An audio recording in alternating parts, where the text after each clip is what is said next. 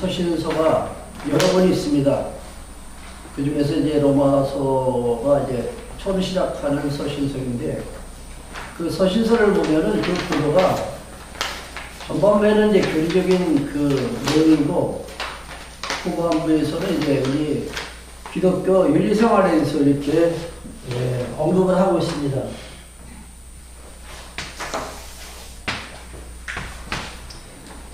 로마서, 갈라디아서, 고린도전서, 그 다음에 에베소, 빌립보 등등 해가지고 바울이 기록한 모든 서신서의 이 구도가 거의 공통적입니다. 교리적인 부분과 그 다음에 실제적인 윤리생활에 대해서 이렇게 기록이 되어 있는데, 사실 이 교리와 이 윤리는 이렇게 서로 이렇게 떨어질 수 없습니다. 그러니까 우리가 지금까지 로마서 1장부터 시작해서 11장까지 배운 내용들이 다 뭐 율법에 대해서 쭉 우리가 설명했잖아요. 그렇죠? 교리적인 부분이라면 이제 12장부터는 이제 그러므로 이렇게 시작되죠. 이 그러므로를 이 접속사로 이제 연결을 시킵니다. 교리와 윤리에 대해서. 그래서 이 기독교의 윤리가 사실 아직까지 교회 안에서 이렇게 정립이 되어 있지 못합니다. 우리가 잘 알고 있는 철학적인 윤리 하면은 그 윤리의 기준이 어떤 사회 규범 또는 도덕을 이제 윤리의 기준으로 이렇게 잡고 있잖아요. 또 사회에서는 이제 뭐 헌법이라든가 법률을 이제 지켜가면서 이제 윤리 생활을 하게 되는데, 이 기독교 윤리는 그 기준이 과연 무엇이고 그 윤리를 가능케 하는 그 원동력이 어디에 있는가? 여기에 대해서는 보수 신학에서 해답을 주지 못한다는 얘기입니다. 자, 그러므로라는 이 접속사 대단히 중요합니다. 그러니까 우리가 지금까지 1장부터 11장까지 해서 그 배운 내용을 이렇게 간단히 좀 한번 다시 한번 정리해 보면은, 모든 인간은 어떻다고요? 다 불의하다. 그렇죠? 그래서 하나님의 한 의가 나타나서 죄인인 남이 났다, 의인되게 하셨다. 그렇죠? 누가? 하나님께서 그리스도를 통해서 의롭게 해주신 것이죠. 그래서 지금은 이제 우리가 죄인이 아니라 의인이고, 의인은 영원한 생명을 갖다가 공급받고 사는 거죠. 영생. 그렇죠? 그러므로 이렇게 시작되는 겁니다. 불의한 나를 그리스도의 십자가를 통해서 의인되게 하셨으므로, 어떻게 하라고요? 너희는 이 세대를 본받지 말고, 이렇게 시작되죠. 10장 다시 한번 볼게요. 그러므로 형제들아, 내가 하나님의 모든 자비하심으로 너희를 권하노니 너희 몸을 하나님 기뻐하시는 거룩한 산 제사로 드려라. 이는 너희의 드릴 영적 예배니라. 자, 영적 예배에 대해서 오늘 이제 공부하게 됩니다. 영적 예배란 무엇인가?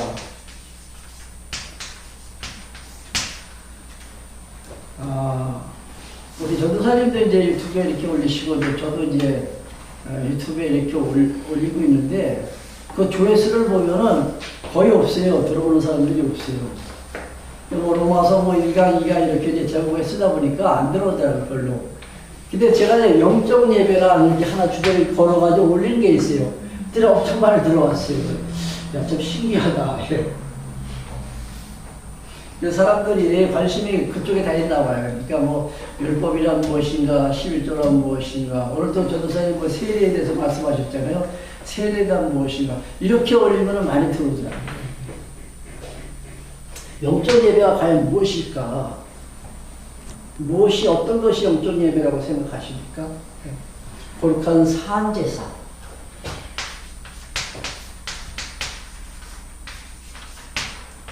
구약 이스라엘 백성들은 짐승 잡아가지고 죽은 짐승을 하나님께 드렸습니다. 그러나 지금은 우리는 산제사를 드리는 거죠. 어떻게? 너희 몸을,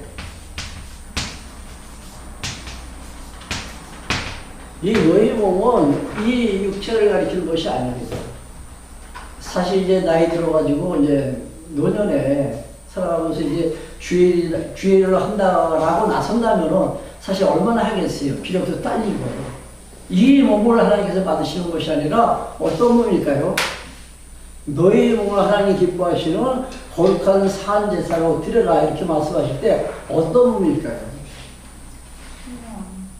예? 신령한 몸. 또 어떤 몸이죠? 예수를 머리로 한 그 지체된 몸이죠. 그렇죠? 예. 그리스도를 머리로 한 그 지체. 이 몸을 이루라는 거예요. 이 몸. 이 육체를 이루라는 것이 아닙니다. 이제 오늘부터 12장부터 이제 윤리생활에 대해서 쭉 나오는데 12장에서는 이제 그 예배에 대한 원리와 실제에 대해서 나옵니다. 그러니까 기독교 윤리의 원리가 무엇이고 그 다음에 실제적으로 우리가 어떻게 살아야 되는가에 대해서 이제 설명하고 13장에서는 이제 하나님께서 세우신 권세자들이 있습니다. 12장과 13장. 하나님께서 왕도 세우시고 대통령도 세우잖아요. 그렇죠? 내년에 이제 우리나라 이제 대통령 선거가 또 있는데 누가 뽑습니까? 유권자들이 아니에요. 유권자들을 통해서 하나님께서 뽑으십니다. 그래서 모든 권세는 어디서 나와요? 하나님으로부터 나와요. 하나님. 그러니까 권세자에게 복종하라 이렇게 말씀하시죠. 다음 시간에 아마 하게 될 거예요. 13장은 아마 다음 시간이나 아니면 그 다음 시간에 하게 될 겁니다. 만약에 선한 왕, 선종을 베푸는 정말로 선한 임금이 다스린다면 백성들이 참 편안하게 행복하게 잘 살겠죠. 그러나 악한 자를 하나님께서 세우실 때는 어떻겠습니까? 불행해질 수밖에 없잖아요. 그래도 성경에서는 권세자에게 복종하라 이렇게 13장에 나와요. 이런 그 갈등. 예. 만약에 너 예수 믿으면 너 죽어 이런다면 예수 안 믿겠다고 해야 되잖아요. 살기 위해서. 그렇죠? 그 신사참배 강요할 때도 믿음을 지키기 위해서 그 신앙의 그 절개를 지키기 위해서 순교당한 우리 순교자들이 많이 있잖아요. 어떻게 하겠냐 이거죠. 다 그 하나님께서 세우신 권세 때 분명히 13장에 가면 굴복하라 이렇게 말한다는 얘기죠. 아마 이때 아마 우리가 신경을 많이 좀 집중을 해가지고 아마 강의를 해야 될 것 같아요. 그 14장에 가면 이제 약자를 이제 보호하라 그런 말씀이 나옵니다. 약자. 여기서 말하는 약자는 이제 그 복음을 전하기 위해서 이제 떠돌아다니는 나그네들이 있습니다. 예. 그들을 포함한 고아나 과부를 갖다가 이제 돌보라는 얘기죠. 그리고 15장에 가서는 이제 이방인을 갖다가 용납하라는 말이 있습니다. 이스라엘 백성들은 자기들만이 14장, 15장과 같은 이방을 용납하라는 얘기죠. 자기들만이 하나님 선택한 선민이다 이렇게 알고 있잖아요. 그래서 이방 사람들을 가지고 마치 개, 짐승같이 취급합니다. 예. 그러지 말고 그들을 잘 용납하라. 16장 가면 이제 그 바울의 그 목회에 같이 협력한 그 동역자들의 이름이 쭉 나와요. 제가 예배 시작하기 전에 경훈이한테 그 몇 사람의 이름이 거명이 되는지 한번 협업을 하랬더니 33명이래, 33명. 네. 그들이 다 복음을 위해서 헌신한 사람들입니다. 그러니까 그들의 헌신을 통해서 교회를 어떻게 해요? 세워가시는 거죠. 그런데 교회를 세우는 것이 바로 건덕입니다. 건덕. 그렇죠? 그래서 바로 뒤에 이어서 나오는 것이 고린도 전서예요. 지금 우리 로마서는 칭의의 복음으로 교회를 세우시는 그리스도. 넘어가서 고린도전서는 이제 건덕의 복음으로서 교회를 세워나가시는 그리스도. 이게 16장과 이렇게 잘 이어진다. 이런 그 구도로 이제 그 윤리적인 면을 갖다 이제 다루게 되는데, 오늘은 이제 그 윤리에 대한 그 기본적인 원리, 윤리 생활을 가능케 하는 그 원리는 과연 무엇일까? 영적 예배, 영적 예배를 가능케 하는 원리. 그리고 그 실제적인 삶. 어떻게 사는 것이 영적 예배라 이거죠. 우리는 영적 예배하면 이게 신령한 예배니까는 그냥 우리가 봉사하고 이러는 것은 영적 예배 아니다라고 생각할 수도 있겠지만 그게 아니라는 얘기죠. 어떻게 사는 것이 영적 예배일까요? 어떻게 우리가 살아가는 것이 산제사로 하나님께 드리는 영적 예배다 이거죠. 그리고 그 영적 예배를 가르치게 하는 것은 바로 여기 있다가 그랬죠. 12장 1절 초대에 나오는 그러므로 내가 너에게 권하는 하나님의 기뻐하시는 거룩한 산제사로 하나님께 드려라. 이 접속사 놓치면 안 돼요. 성경에서 아주 우리가 주목해야만 하는 접속사가 몇 개가지가 나옵니다. 그러나 또는 그러므로 하나님께서 모든 인간들을 다 이렇게 내려다보고 계신데 하나님 앞에서 떳떳하다고 생각할 수 있는 자는 한 사람도 없어요. 왜? 다 불의한 인간이기 때문에. 그러나 사유하심이 이렇게 나오죠. 어디 나오죠 이게? 성경 어디 나오죠? 그러나 용서하심이 주께 있으면 모두가 다 하나님 앞에 다 죄인인데 그러나 사유하심이 주께 있으면 우리로 주를 찬양케 하려 하십니다. 이 그러나 또는 이 그러므로 놓치지 말자는 얘기입니다. 그래서 이 교리적인 이 부분하고 그 다음에 이 윤리적인 실제적인 삶 속에서 우리가 살아가는 그 행동을 무엇이 연결시켜 준다고요? 그러므로는 이 접속사가 연결시켜 준다는 꼭 잊지 마시기 바랍니다. 하나님의 은혜를 깨달으면은 그냥 자연스럽게 하나님을 섬기며 살아가게 돼요. 우리가 하나님을 섬기지 못하고 또 하나님의 일을 할 때 전 피곤하다, 짜증난다 이렇게 생각하는 거는 아직까지 그 은혜에 대한 감격이 식어지기 때문에 어느 때는 이 감동 속에서 우리가 살아가지만은 늘 우리가 감격 가운데서 살 수만은 없잖아요. 그러니까 살다 보면 또 식어진다는 얘기죠. 그럼 피곤한 거예요. 신앙생활이 피곤하다는 얘기죠. 오늘도 아침에 이제 우리 집사람이 그 뭐에 빵을 이렇게 만드는데 제가 이제 보면서 몸이 별로 이렇게 좋은 상태가 아닌 것 같아요. 컨디션이. 그래서 너무 좀 이제 하다 보니까 이제 양이 많다는 얘기죠. 그래서 그런 얘기를 하길래 참 힘들구나. 속으로만 그렇게 생각했어요. 속으로만. 내가 이 빵을 만들면서 내가 이 빵을 만들 때 내가 희생하는 이 봉사를 통해서 누구에게 기쁨을 줄 수 있다면 그 뒤 이야기 제가 연결을 안 시켜도 되겠죠. 왜? 주를 위해서 봉사할 때 내 한 사람이 희생함으로 우리 사랑하는 성도들의 마음속에 평안이 깃들고 저들이 행복을 느낄 수만 있다면 죄송합니다. 우리 집사님 왜 예를 들어가지고 이 은혜가 나를 갖다가 감동으로 이끌어 가면은 물론 힘들죠. 힘들지만은 그게 나에게는 어떻게 다가와요? 행복으로 다가옵니다.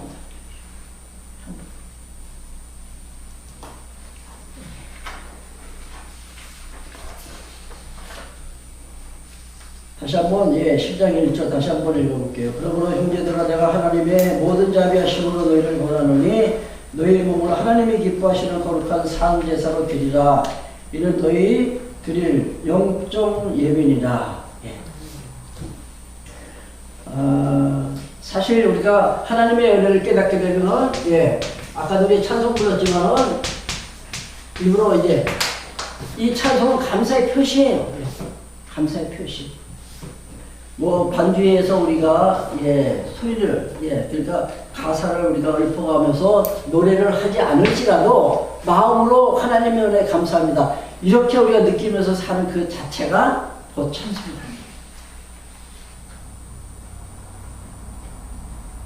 오늘 이제 부활주일이기 때문에 사실 찬송을 한번 불렀습니다. 그러지 않아도 지난 주말에 이제 지내면서 다음 주가 이제 부활주일인데 거기에 맞는 절기 설교를 해야 되나 그런 고민을 했어요.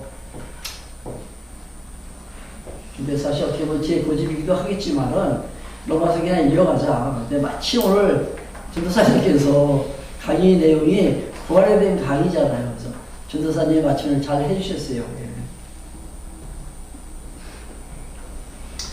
그리고 제가 이제 군 사역할 때는 부활절과 성탄절 때 반드시 예, 꼭 성찬식을 했습니다. 예. 예, 포도주하고 빵 갖다 놓고 이렇게 나눠주면서 그리스도의 십자가와 또 우리가 그로 인해서 새 생명을 얻은 것에 대한 그 어떤 그 기념하는 그런 음식을 했어요.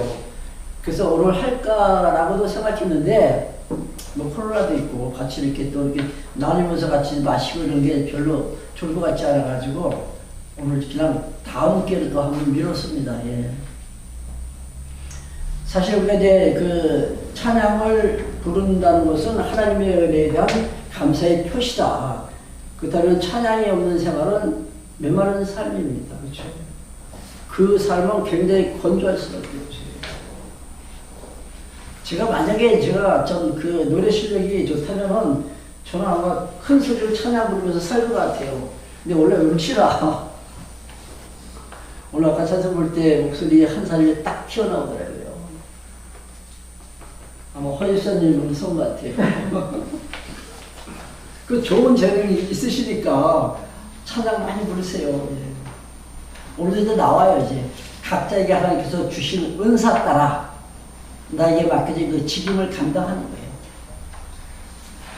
예, 그런 내용이 오늘 나옵니다. 예. 자, 2절 한번 보시고 나서 2절 너희는 이 세대를 본받지 말고 오직 마음을 새롭게 하므로 변화를 받아 하나님의 기뻐하시고 하나님의 선하시고 기뻐하시고 온전한 뜻이 무엇인지 분별하도록 하라.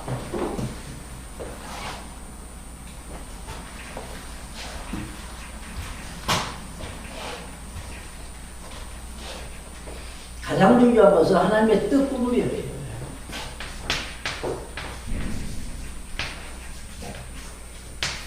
어떻게 보면 이게 영적 예배 첫 관문이다 해도 무리가 없습니다. 예.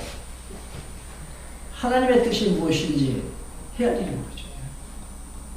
사실 신앙생활을 예, 그냥 하나님의 뜻이 무엇인지 모르고 그냥 무작정 신앙생활하는 사람들 많잖아요. 이것을 우리가 이제 무지에서 출발한다 그러죠. 무지에서. 그 결과는 맹신이에요. 맹신. 근데 반드시 우리는 하나님에 대한 지식을 쌓아가면서 하나님께서 원하시는 그분의 뜻을 따라서 사는 거예요. 이게 신앙입니다. 우리가 시간마다 이렇게 강론 설교를 하는 이유가 있어요. 예. 하나님이 어떤 분이신지 그 말씀 속에 담겨진 그분의 모습을 한번 찾아보자는 얘기죠. 그분이 어떤 분인가. 우리 인간들이 생각하는 그런 수준의 하나님은 아니에요. 예. 하나님은 어떤 분이십니까? 첫째, 영원하신 분입니다. 영혼은 시간과 공간을 갖다 초월하는 그런 개념이라 했죠.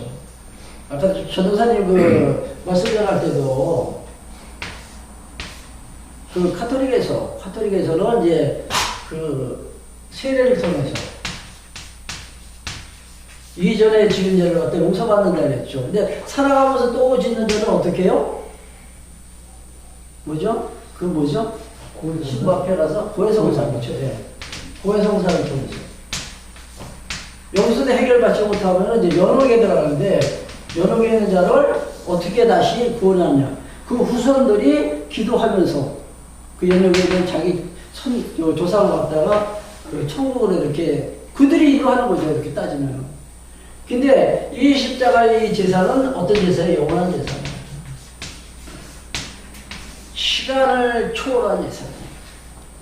예수님 오시기 이전에 지은 죄나 내가 믿을 때 지은 죄나 믿고 난 후에 짓는 모든 죄까지 다 단 한 번의 십자가의 제사를 통해서 다 용서받는 거예요. 근데 그런 분을 우리가 알아야 된다는 얘기죠. 그분이 영원하신 분이기 때문에 그분에 드려진 그 제사는 영원한 제사가 될 수밖에 없잖아요. 그는 또 천지를 창조하신 전능자다. 그런 당신이 세우신 뜻대로 섭리하시는 절대 주권자다. 그렇죠? 지난 시간에 그 11장 33절입니까? 깊도다 하나님의 지혜와 지식에 부요하며. 그렇죠? 누가 하나님께서 하시는 일에 대해서 모사가 될 수 있느냐? 누가 참모가 돼서 하나님 하시는 일을 갖다 간섭할 수 있냐 이거죠. 그럴 수 없습니다. 하나님께서 당신께서 세우신 뜻대로 일어나시는 거예요. 뜻대로. 그런 하나님을 우리가 알기 위해서는 말씀을 통해서 뜻을 분별해야 돼요. 이게 첫 번째 관문이다. 꼭 기억하시기 바랍니다. 그래서 우리 샬롬교회에서는 오늘도 또 다음 주도 또 그 다음 주도 늘 항상 말씀만 우리 강조하는 거예요. 첫째도 말씀이고 둘째도 말씀이고 또 거듭해서 말씀드려도 역시 말씀뿐이라는 얘기죠. 말씀만 강조하니까 사람들이 어떤 생각을 합니까? 교만해지고 그 사람의 어떤 신앙의 행태를 보면은 전혀 크리스찬 같지 않다. 그렇게 말씀하시는 분도 있어요. 그러나 이 말씀을 바로 해석하면 말씀을 잘 분별하지 못하니까 그런 잘못된 현상이 나타나는 거예요. 말씀을 바로 해석하면은 긍정적인 사고를 갖게 됩니다. 과거에 나를 섭리하신 그 하나님, 그 하나님은 나를 나되게 하시는, 나에게 유익을 주기 위해서 나를 지금까지 인도하셨다는 얘기죠. 때로 내가 힘들 때, 고통스럽고 정말로 어려움이 있을 때도 그 어려운 상황을 통해서 나를 나되게 하시는 그 하나님, 그 하나님을 발견하면은 긍정적인 사고를 갖게 됩니다. 그래서 두 번째가 3절에 나옵니다. 3절 한번 읽어볼까요? 3절. 내게 주신 은혜로 말미암아 너희 중 각 사람에게 말하노니 마땅히 생각할 그 이상의 생각을 품지 말고 오직 하나님께서 각 사람에게 나눠주신 믿음의 분량대로 지혜롭게 생각하라. 그죠? 지혜로운 생각.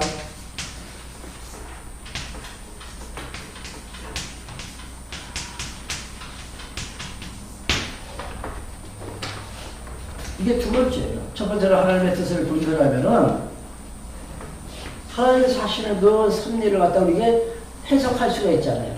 그럼 어떤 사고가 생긴다고요? 긍정적인 사고가 생겨요. 이게 바로 지혜로운 생각입니다. 믿음의 분량대로 그 이상의 생각을 품지 말고 두 가지가 나오죠. 다시 한번 볼게요. 3절. 내게 주신 은혜로 말미암아 너희 중 각 사람에게 말하노니 마땅히 생각할 그 이상의 생각을 품지 말라. 넘보지 말라는 얘기예요. 주제에 넘게 넘보지 말라는 얘기입니다. 나에게 주신 믿음의 분량이 있어요. 그만큼만 생각해요. 한번 예를 들어 볼까요? 지금 신앙생활을 막 시작했어요.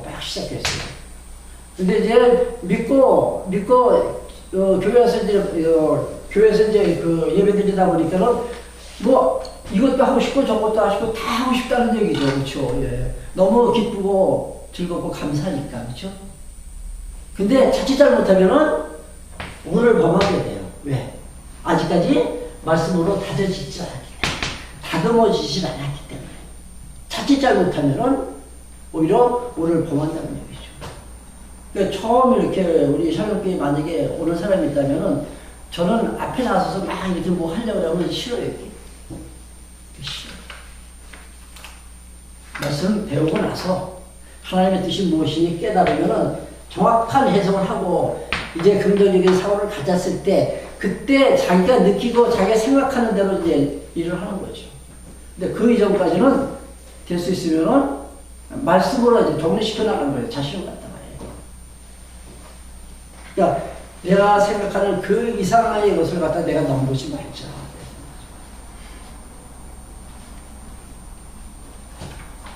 죄송합니다. 그 우리 후배가 이제 잠시 나왔었잖아요. 예. 그 후배도 이제 말씀이 좋다고 아주 정말로 이렇게 매료가 됐어요. 처음에는. 너무 이제 감사하다고. 그래서 가만히 우리가 혼자 다 청소하고 토요일날 와서 다 청소하고 교회 다 정리하고 막 이러더라고요. 사실 그때 제가 방금 전에도 말씀드렸지만 조금 마음에 염려스러운 게 있더라고요. 저러다가 실족하지 않을까. 근데 정말 실족해서 나갔잖아요.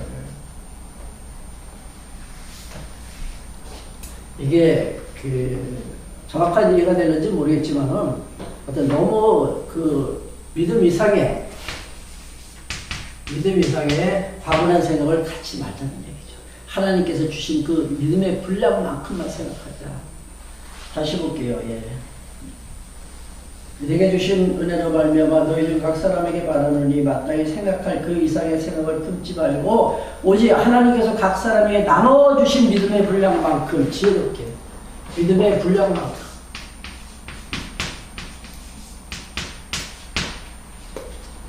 여기는 또 하나님께 받은 우리 분복이 있습니다. 분복. 이 분복은 하나님께서 각 사람에게 나눠서 주십니다. 예. 어떤 사람은 정말로 거부가 되게 하기도 하고 어떤 사람은 하루하루를 살기도 정말로 힘들 정도로 가난하게 사는 사람도 있다는 얘기죠. 그게 다 하나님께서 각 사람에게 나눠주신 복이에요. 이걸 분복이라 해요. 분복. 우리 교회는 거의 이제 평등한 것 같아요. 우리 교회는. 그렇죠? 다 평등하고. 그러니까 이 분복에 대한 감사. 아, 나는 왜 이렇게 살지? 너무 힘들고 정말 어려울 때 짜증도 부리잖아요. 그러지 말자는 거죠. 그러지 말자. 주신 것에 대한 감사. 그렇죠? 받은 것에 대한 감사. 가능할까요? 가능할까요? 가능해요? 어떻게 가능하다고 생각하십니까? 원동력은 어디 있어요? 그런 거예요. 그런 거의 힘이 가능케 만들어가는 거예요. 비록 가진 것은 없지만, 예. 그냥 하루하루를 그냥 살아가면 그걸로 좋게 되는데, 그 성경에서 분명히 너 먹을 거, 입을 것만 있으면 족한 줄로 알아 그랬잖아요. 족한 줄. 근데 우리의 욕심은 더 많이 갖기 위해서 그렇죠. 자꾸만 불을 갖다 자꾸만 축적시켜요.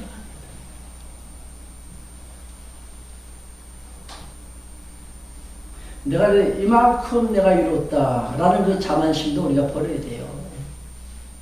내가 노력해서 얻은 결과라고 이렇게 생각하는 것도 잘못입니다. 이제 살 만큼 다 사시는 것 같아요. 그렇죠? 허시라는데 이제 살 만큼 사시죠. 모자라요. 근데 이제 모자라다고 생각했는데 그걸 만족하려고요. 그런 거가 있어서 모자르다는 생각은 늘 들었었어요. 근데 자꾸 이제 제가 원시사에 계신데 이런 말씀 드리는 게 참 죄송스러운데 원시사님은 제가 참 존경해요. 진짜. 네. 여기 허든 소리 안 해요. 그 질통지고서 이렇게 힘든 일을 하시면서 그 여기까지 오신 거 보면 참 대단하시다. 그 힘이 아마 저는 이 말씀에서 얻지 않았나 그런 생각을 해요. 네. 이 말씀에서. 근데 오늘도 이제 오면서 이제 원시사님 이제 간단히 몇 마디를 하고 있는데 지금 재판 중에 있어요. 원시사님. 재판 중에 있는데 재판이 잘 돼가지고 승소하면은 뭐 제가 생각하기에는 거부가 될 것 같더라고요. 그래서 이제 그 재산을 늘리기 위해서 재판하면 안 되겠죠. 그렇죠?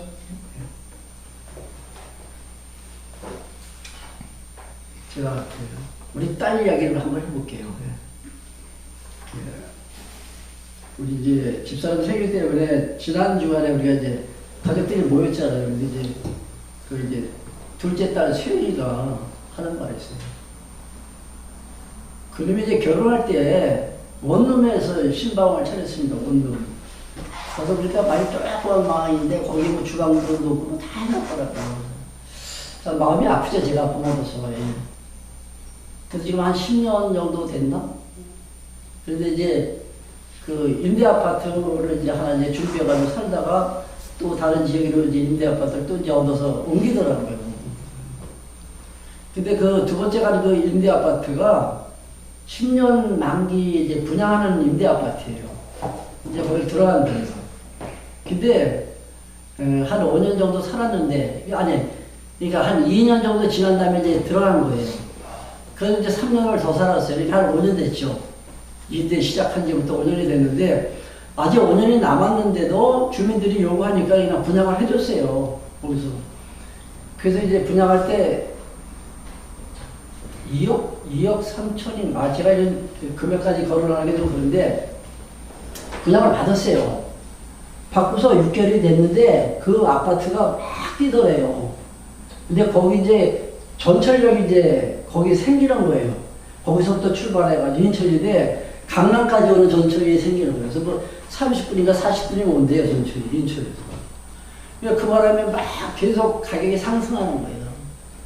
그래가지고 분양받은 가격보다도 더 올랐더라고요. 6개월 동안에.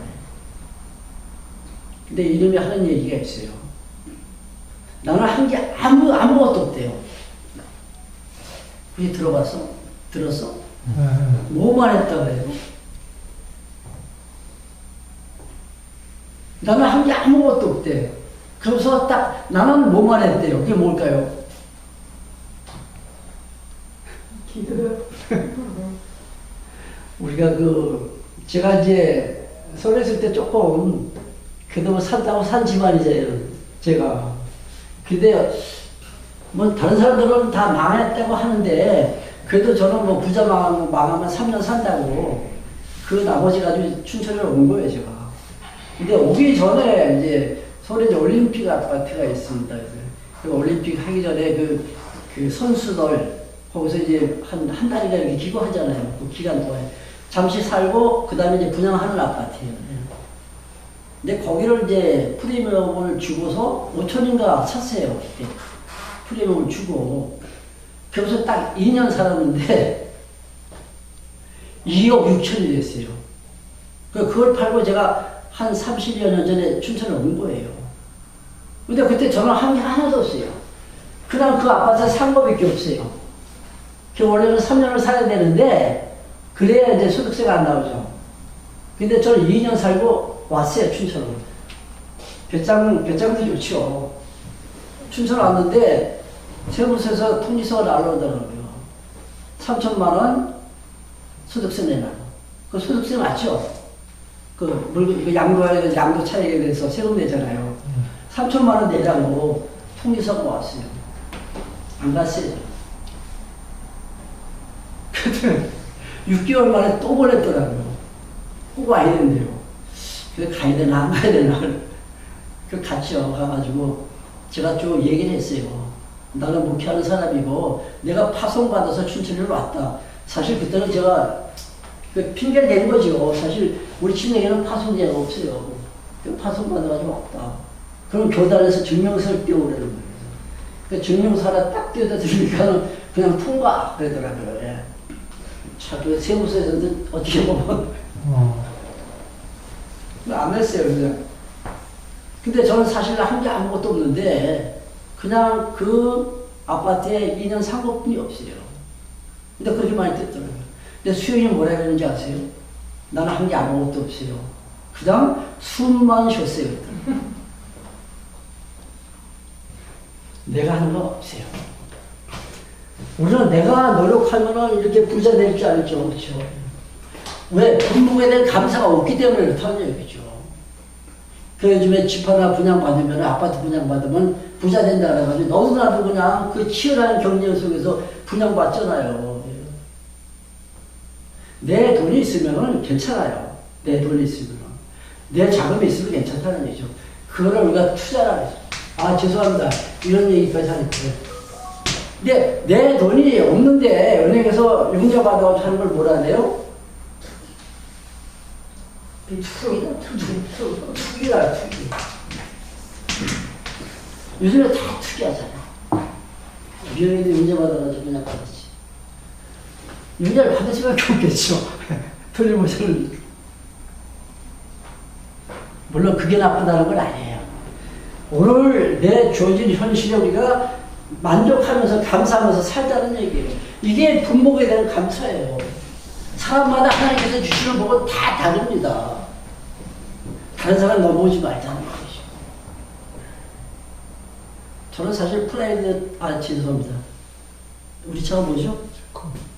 머리 타고 다니면서 어디를 가서 저를 비추겠지 않아요. 어디를 가요. 저는 승용차를 제가 한 79년도에 운전을 했어요. 79년부터 지금까지. 한 40년 했네요. 근데 신학교 다니면서 이제 서울에 가면 북한산이라고 있습니다. 북한산. 거기 올라가서 이제 밤새도록 기도하고서 이제 새벽에 내려와요. 근데 그 당시에 프라이드를 탔는데 프라이드가 얼마나 조그마해요. 근데 기도하러 간 사람들이 한 8명인가 몇 명이에요. 그 사람들 그 차가 다 싫어요. 근데 거구가 있습니다. 거구가. 그 100km를 하는 사람들이. 거구가 2사람이가 있는데 그 좁은 차에 다 그냥 들어가더라고요. 그냥 짐짝 넣듯이라고 이거가지고. 그리고 어디를 달렸는지 아세요? 북한산에서 우리 집에 오려면은 그 청와대 앞을 지나요. 그게 지름길이에요. 근데 저는 사실 그게 청와대 앞인지도 모르고 막 달렸어요. 그때는. 새벽이니까 차 한 대도 없잖아요. 근데 그 경호원들인가 봐요. 앞에서 다 종이를 웃으면 소리예요. 좀 프라이드를 타고 그리고 다음에 탄 차가 아마 이 몰린 것 같아요. 그래도 감사합니다.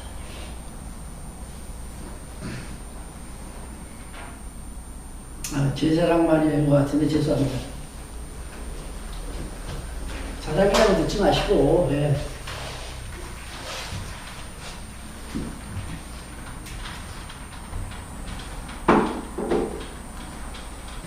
자존감이라고 이제 자존감. 자존심하고 자존감이 어떻게 다를까요?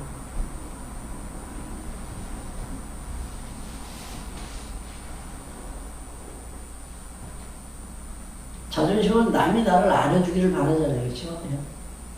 자존감은 남이 알아주지 않아도 마치 그 연못에서 연꽃이 피어나듯이 그 연꽃이 피어나는 그 물을 보세요. 얼마나 지저분해요. 근데 거기서도 그 품위를, 그 자태를 갖다 뽐내는 게 바로 연꽃이에요. 이게 바로 자존감입니다. 자존감이 어디서 나와요? 하나님의 은혜에 대한 감사 속에서. 하나님께서 나에게 주신 이 복이를 알며 살면은 자존감이 강해집니다. 그러니까 자녀들 아이들 다 키웠으니까 자녀들을 키울 때도 부모의 사랑을 주면은 그 아이는 자존감이 높아진다네요. 부모의 사랑을 먹고 자란 아이들은 어딜 가든지 위축되지 않아요. 사절. 우리가 한 몸에 많은 지체를 가졌으나 모든 지체가 같은 직분을 가진 것이 아니니 이와 같이 우리 많은 사람이 그리스도 안에서 한 몸이 되어 서로 지체가 되었느니라. 우리에게 주신 은혜대로 받은 은사가 각각 다르니 혹 예언이면 믿음의 분수대로, 혹 섬기는 일이면 섬기는 일로, 혹 가르치는 자면 가르치는 일로, 혹 권위하는 자면 권위하는 일로, 구제하는 자는 성실함으로, 다스리는 자는 부지런함으로, 긍휼을 베푸는 자는 즐거움으로 할 것이다. 세 번째가 뭐예요? 세 번째가 이제 은사 실행입니다.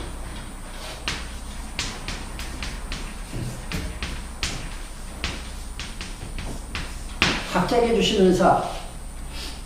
혹시 병원에 어떤 은사를 하나님께서 주신 것 같아요? 지훈이는 하나님께 받은 은사가 무엇이라고 생각해? 은사가 없는 사람은 없어요. 우리 발가락을 보면은 엄지가 있고 맨 끝이 뭐라 합니까? 맨 끝에 있는 새끼발가락에 다 필요합니다. 엄지는 어느 때 필요하냐면 언덕 올라갈 때 엄지가 없으면 언덕을 못 올라간대요. 약지가 새끼발가락이 없으면 좌우로 이렇게 기어뜨기하는 거예요. 중심을 없어요. 다 필요하다는 얘기예요. 다 필요. 이스라엘 백성들이 예루살렘 성전 지을 때 사역하는 사람들 보면은 여기는 이제 목수도 있죠. 목공. 그 다음에 조각. 우리 전도사님 조각을 전공하셨다는데, 뭐 이렇게 조각하는 사람들이 있고, 그렇죠? 그 다음 철공도 있을 거예요. 이 모든 사람들이 각자 자기가 맡은 그 분야에서 일을 하면서 성전을 지어가는 거죠. 이 성전이 바로 교회입니다. 교회. 그리스도의 몸. 그러니까 우리 모두가 하나님의 자녀고 그리스도의 몸, 즉 지체예요. 그 지체는 팔도 있고 다리도 있고 뭐 눈도 있고 다 있잖아요. 각각 받은 이 은사가 다 있다는 얘기죠. 이 은사 따라 맡겨진 직임을 감당하는 것이 이게 바로 신앙생활이에요. 하나님의 뜻을 분별하고 그 다음에 하나님의 뜻을 분별할 때 지혜로운 생각을 하게 된다는 얘기죠. 이 생각을 품고 은사 따라 봉사하는 거예요. 이게 신앙생활. 이게 영적인 예배라는 얘기죠. 오늘 보니까 이제 뭐 가르치는 자는 이제 그 가르치는 은사를 받은 자는 가르친다 그러죠. 누가 가르칩니까? 이제 목사 또는 교사라는 거죠. 그래서 설교에는 이 목사보다 교사라고 표현되어 있습니다. 교사. 목사 또는 교사. 그 다음 장로가 나오죠. 장로는 다스리는 자. 여기서 다스린다라고 해서 통치한다는 그런 의미가 아니에요. 돌본다는 뜻이나 돌본다는 뜻. 장로. 그 다음에 거변하는 자를 우리가 권사라 그러잖아요. 권사. 앞서가는 자. 즉 말씀을 먼저 깨달은 자가 이제 권면하면서 위로하고 권면하는 자를 권사라는 거예요. 집사가 있습니다. 집사. 집사는 뭐 일하는 사람이라 그랬죠. 봉사하는 사람. 그 회계에 그러니까 그 재리에 이제 밝은 자들을 교회에서 이제 회계를 감당시키잖아요. 그렇죠? 그 다음에 뭐 음성이 집사님 같이 목소리가 좋으면 이제 성가대도 쓰는 거고. 그렇죠? 그러니까 각자 받은 바 은사 따라 맡은 직임을 감당하는 것이 이게 신앙생활이다. 당신 신앙생활 하시나요? 이렇게 질문하면 사람들이 어떤 생각을 합니까? 당신 주일날 교회 가십니까? 이렇게 듣는 거예요. 주일날 교회에 가서 1시간 동안 예배 드리는 게 이게 신앙생활이 아니에요. 그건 뭐예요? 주일날 교회 가서 무엇을 공부해요? 하나님의 뜻이 무엇인지 이거 분별하는 거죠. 말씀을 공부하는 거예요. 그래서 우리가 교회를 나가는 겁니다. 물론 예배는 이제 그 말씀도 있고 그 다음에 찬양도 있고 연구 시간도 있고 기도도 있고 다 있지만은 가장 중요한 것은 뜻분별. 하나님의 뜻이 무엇인지.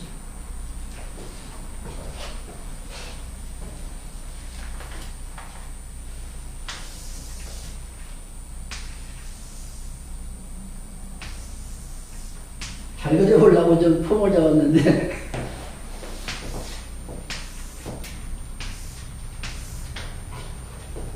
박윤희 목사님의 작품이에요. 목사님이 이렇게 그리시더라고요.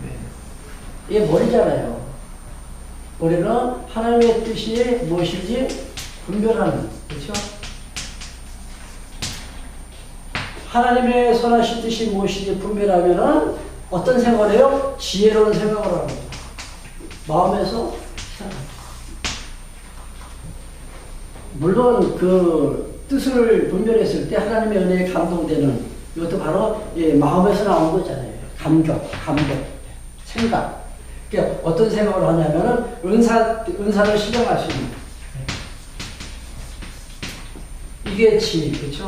이게 정, 이게 의죠. 이 지정의를 골고루 겸비한 사람을 우리가 인격자다 이렇게 말합니다. 지정의를 갖다가 골고루 겸비한 사람. 아무것도 모르고 그냥 마음만 뜨거워가지고 이렇게 행동하는 거는 인격자는 아니에요. 근데 아는데 행동을 미치지 못한다. 이것도 문제가 심각한 거죠.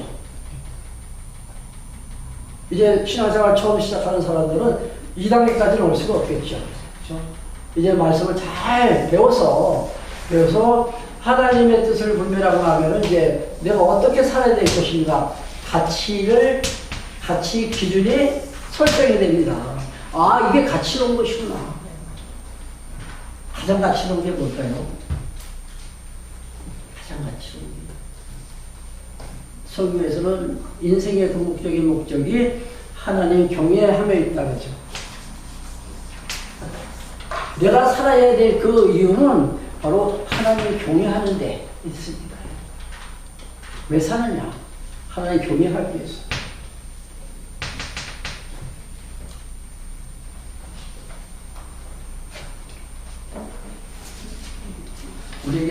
하나님께서 주신 은사가 있습니다. 잘 한번 생각해 보세요. 나는 어떤 은사를 하나님께 받았는가.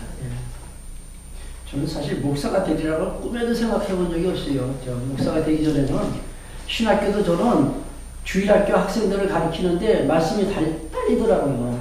한 10년 동안 교사로 주일학생들을 가르쳤어요. 근데 아는 게 없으니까 맨날 한 이야기밖에 못 하잖아요. 그래서 아, 이러면 안 되겠구나.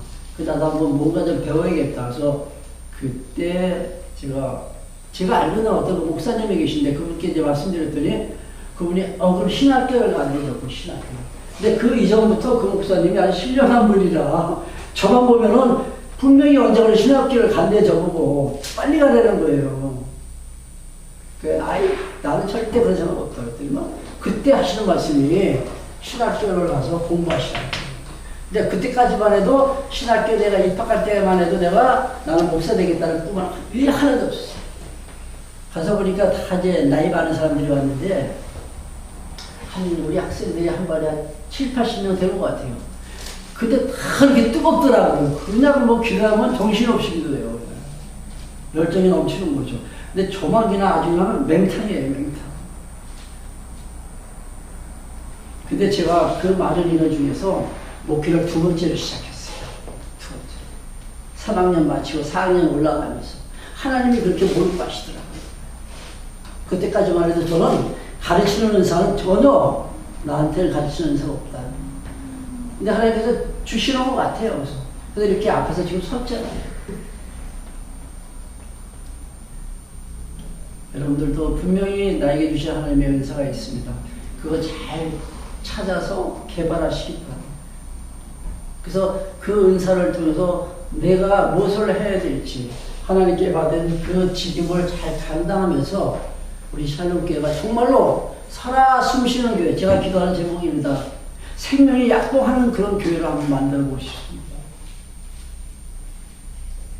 그냥 죽은 교회가 아니라 살아 숨쉬는 기도하겠습니다.